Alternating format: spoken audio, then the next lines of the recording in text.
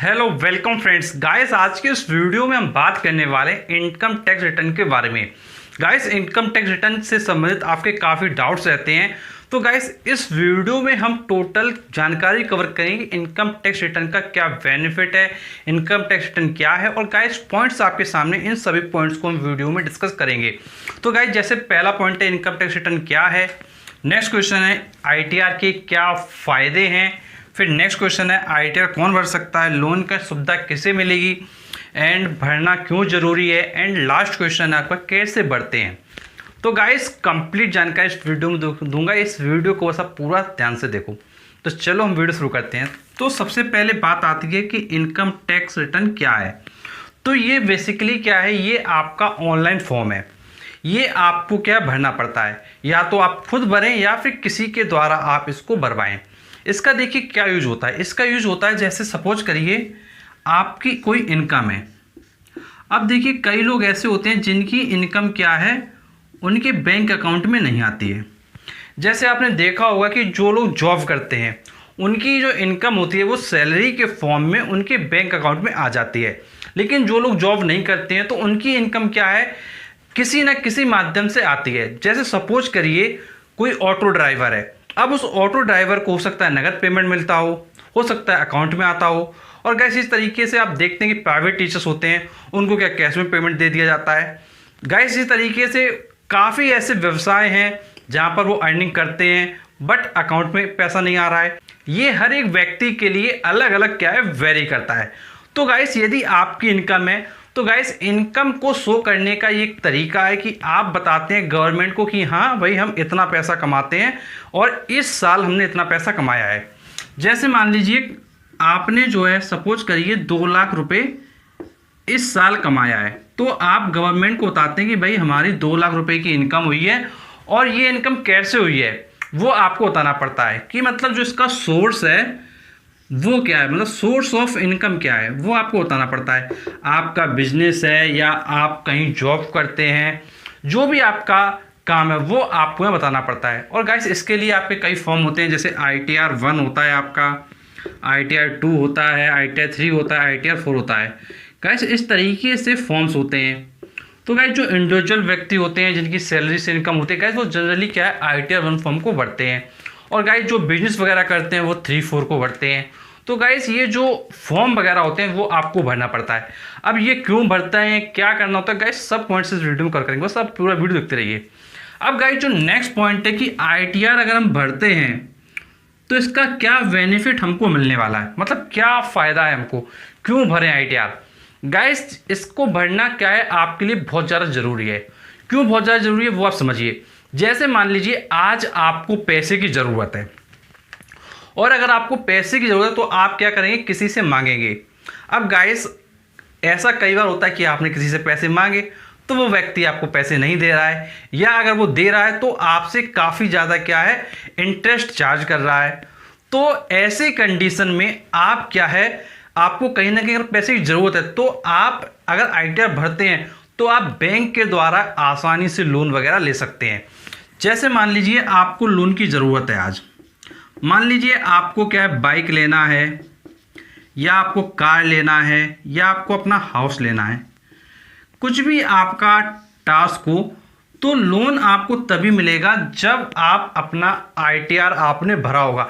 Otherwise guys आपको क्या loan वगैरह नहीं दिया जाएगा। गाइस जैसे मान लीजिए कोई सैलरी पर्सन है जिसका बैंक खाते में पैसा आता है, तो गाइस वो तो शो हो जाता है कि भाई हाँ इनका इनकम यहाँ से सोर्स से आ रहा है। तो गाइस अगर वो लोग अपना ITR नहीं भी भर रहे हैं तो उनको ज़्यादा दिक्कत नहीं होती है। लेकिन अगर जो लोगों की इनकम क्या है शो नहीं कर पा रहे हैं, जैसे मान लीजिए कोई व्यक्ति है, जैसे सपोज कर लीजिए ऑटो रिक्शा ड्राइवर है। अब वो ऑटो रिक्शा ड्राइवर अगर अपना ITR फॉर्म नहीं भरता तो गाइस वो अपनी इनकम कैसे शो करेगा कि वो कहाँ कहाँ से पैसा कमाता है। गाइस जैसे मान लीजिए हम एक एग्जांपल लेते हैं ऑटो रिक्शा ड्राइवर का। अब मान लीजिए उसका क्या है, घर है, घर से क्या आता है, रेंट आता है, उससे उसकी इनकम हुई। अब मान लीजिए उसकी जो इनकम है उसके ऑटो से, वो आप मान लीजिए साल का वही 1 लाख रुपए है।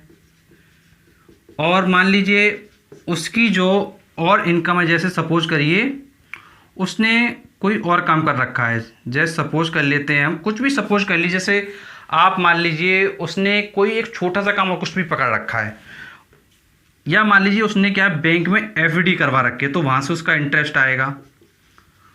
तो ये जो आपकी ऑल सोर्सेज से इनकम है, ये आपको क्या है शो करना होता है। मतलब जितने भी सोर्सेस हैं, चाहे बैंक में एफडी हो, चाहे हाउस आपने रेंट पे दिया हो, या आप कोई काम करते हो, सारी इनकम जोड़ा जाता है 1 साल का, और वो आपको बताना होता है गवर्नमेंट भाई हम इतना पैसा कमाते हैं और ये हमारे इनकम के सोर्सेस हैं। तो गाइस इस व्यक्ति को क्या है अपना आईटी जब भरेगा तो ये सब चीज़ें शो करना पड़ेगा।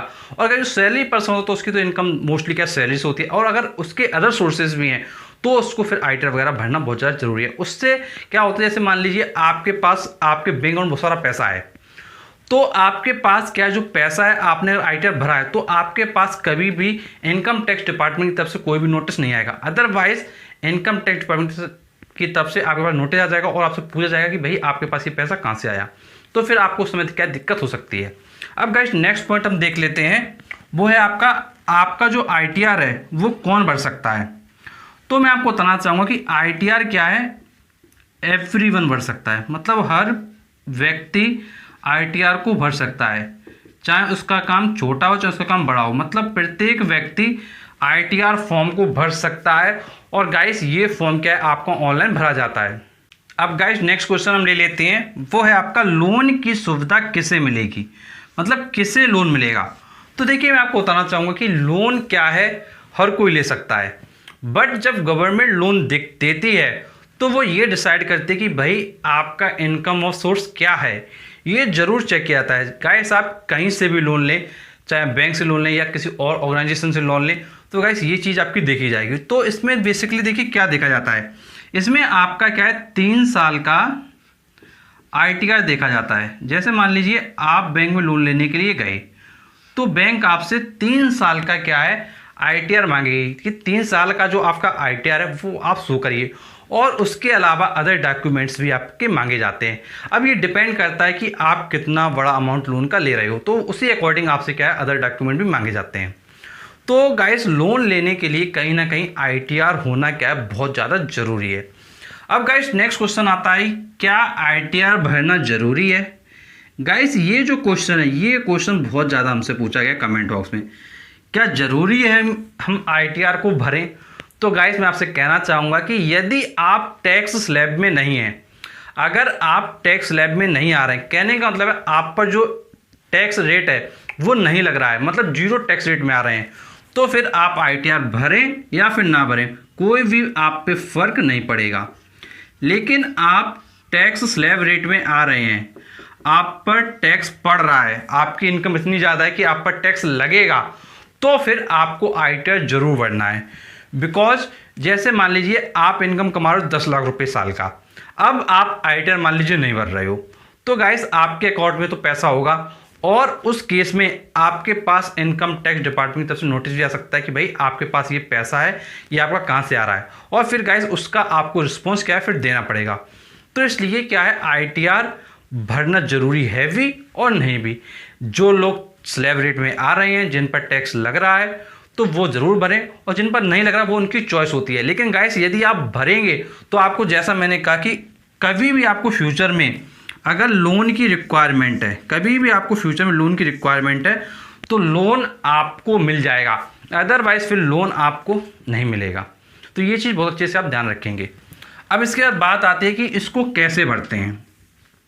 तो देखिए इसको क्या है आप खुद से ऑनलाइन भर सकते हैं, और यदि आपको भरने में प्रॉब्लम हो रही है तो देखिए लोग क्या करते हैं, एडवोकेट और सीए के माध्यम से, चाहे एडवोकेट को आप पकड़ लें या फिर आप सीए को पकड़ लें, उनके माध्यम से भी आप अपना आईटीआर फॉर्म भरवा सकते हैं। गाइस वो लोग कुछ चार्ज लेते हैं और हर किसी का अपना चार्ज अलग अलग होता है। तो गाइस हर फॉर्म का अपना अपना अलग तरीके से वो अपना सर्विस चार्ज लेते हैं, वो चार्ज आपको देना पड़ता है। तो गाइस इसलिए ध्यान रखें कि अगर आपको भरना आता है तो आप खुद भर लें ऑनलाइन, अदरवाइज आप एडवोकेट या सीए के माध्यम से भी अपना आईटीआर फॉर्म भरवा सकते हैं। और गाइस यदि कोई आपका डाउट है जो इस वीडियो में कवर नहीं हुआ है, तो आप अपने डाउट को कमेंट बॉक्स में ज़रूर पूछिए। और गाइस अगर वीडियो अच्छा लगा तो प्लीज़ वीडियो को लाइक कीजिए। गाइस ऐसे वीडियोस पाने के लिए चैनल को जरूर सब्सक्राइब करें, नोटिफिकेशन बेल दबाएं, क्योंकि हम आपके लिए ऐसे वीडियो लाते रहते हैं। चलिए मिलते हैं आपसे नेक्स्ट वीडियो, तब तक के लिए शुक्रिया।